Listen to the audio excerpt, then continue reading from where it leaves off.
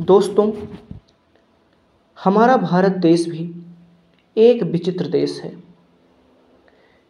यहाँ के कुछ ऐसे स्थान हैं जो हमेशा चर्चा का विषय बने रहते हैं।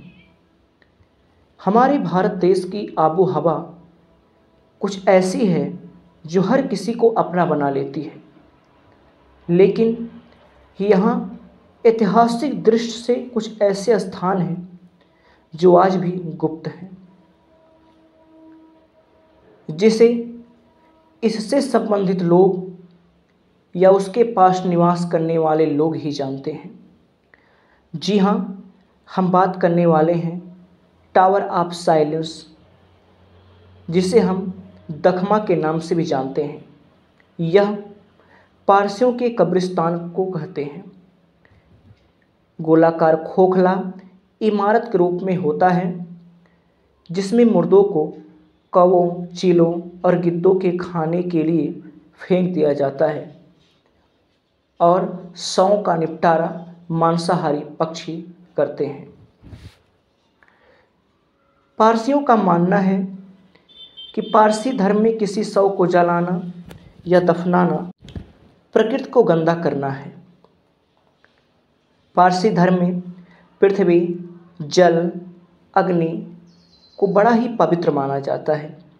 इसलिए शव को ना तो हिंदू धर्म की तरह जलाया जाता है और ना ही मुस्लिम धर्म की तरह, ईसाई धर्म की तरह दफनाया जाता है। उनके नज़रिए में ये पूरी तरह गलत है।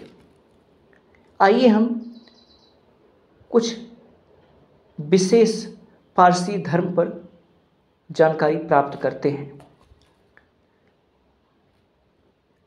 जरथुस्त्र को पारसी धर्म का संस्थापक कहा जाता है। इतिहासकारों का मानना है जरथुस्त्र 1700 से 15 ईस्वी पूर्व के बीच हुए।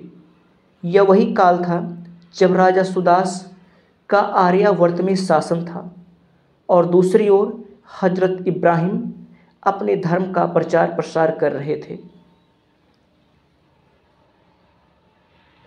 जरथुस्त्र के द्वारा बनाए हुए धर्म को पालन करने वाला व्यक्ति पारसी कहा जाता था या उसे जोबेरियन भी कहा जाता था। यह धर्म एक ईश्वरवादी है, अर्थात यह एक ईश्वर को मानते हैं। ये ईश्वर को अहूरा मजदा कहते हैं। इस धर्म के संस्थापक जरथुस्त्र का जन्म प्राचीन ईरान में हुआ था।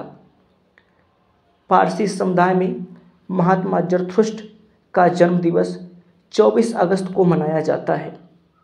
जरथुस्त्र को ऋग्वेद के अंगिरा, बृहस्पति आदि ऋषियों का समकालीन माना जाता है। वे ईरानी आर्यों के सपीतमा कुटुंब के पौरस हस्त के पुत्र थे, जिनकी माता का नाम दुग्धो था। महात्मा जरथुस्त्र को 30 वर्ष की आयु में ज्ञान प्राप्त हुआ, जिनकी मृत्यु 77 वर्ष 11 दिन की आयु में हुई थी। महान दार्शनिक नित्शे ने एक किताब लिखी थी जिसका नाम दी स्पीक जरथुस्त्र है। पारसियों का धर्म ग्रंथ जिंद आवेस्ता है। नवरोज पारसियों का एक प्रमुख त्यौहार होता है। इसमें ये एक दूसरे को बधाइयाँ व शुभकामनाएं देते हैं। वैसे तो पारसियों के कई प्रमुख त्यौहार भी हैं। पारसी समुदाय मूल रूप से ईरान का रहने वाला था और ईरान का भी पारसी राष्ट्र हुआ करता था। 7वीं सदी में खलीफाओं के नेतृत्व में इस्लामिक क्रांति होने के बाद उनके बुरे दिन शुरू हो गए। ऐसे में लाखों की संख्या में पादरी समुदाय के लोग पूरब की ओर पलायन कर गए। वे एक नाव पर सवार होकर भारत के पूर्वी राज्य में आए। वे पहले सजान में बसे, फिर दमनदीप, फिर गुजरात और उसके बाद मुंबई में बस गए। वर्तमान में पारसियों की स्थिति भारत में 50,000 से 60,000 के बीच में है। देश के विकास में पारसी समुदाय का महत्वपूर्ण योगदान रहा है। इस समुदाय के लोग बड़े ही बुद्धिमान लोग थे, जिसमें देश के बड़े व्यापारी, बड़े कानूनविद, स्वतंत्रता संग्राम सेनानी से लेकर सैन्य बलों में भी इनकी मौजूदगी और गहरी छाप देती है। पारसी समुदाय ने देश को प्रथम स्टील कंपनी 1907 ईस्वी में दिया, जिसकी स्थापना श्रीमान जमशेद जी टाटा ने किया।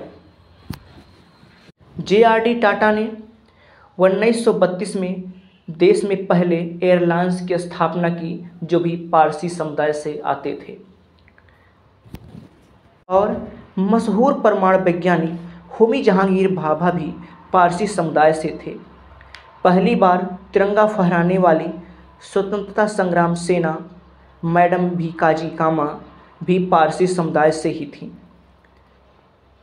महान स्वतंत्रता संग्राम सेनानी दादा भाई नौरोजी भी पारसी समुदाय के थे। पारसी समुदाय ने भारत को पहला लग्जरी होटल भी दिया, जिसे हम ताज होटल के नाम से भी जानते हैं। पहली बोलती फिल्म आलम आरा बनाने वाले फिल्मकार MM ईरानी भी पारसी समुदाय से थे। आइए हम सब भारतवासी मिलकर के महान पारसियों के योगदान को याद करें और उन्हें श्रद्धा सुमन अर्पित करें। दोस्तों, जय हिंद। मैं शुभम भारद्वाज और आप देख रहे हैं हिंद एक खोज।